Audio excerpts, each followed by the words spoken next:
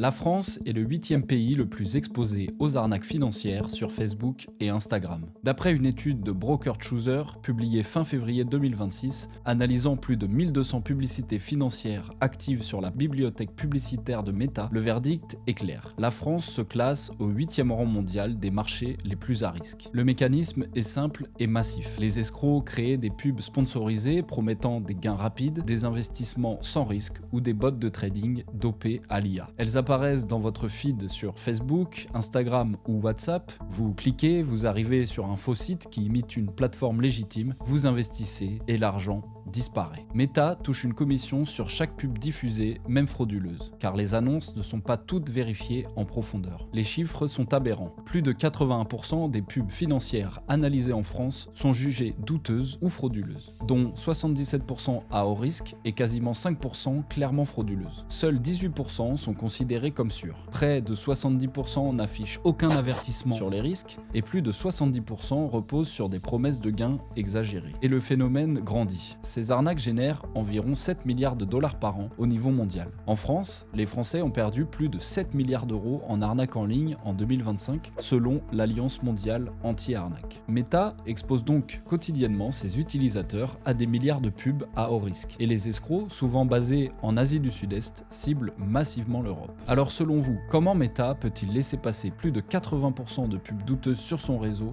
Dites-nous votre avis en commentaire et abonnez-vous à notre compte pour plus d'actualités économiques et financières.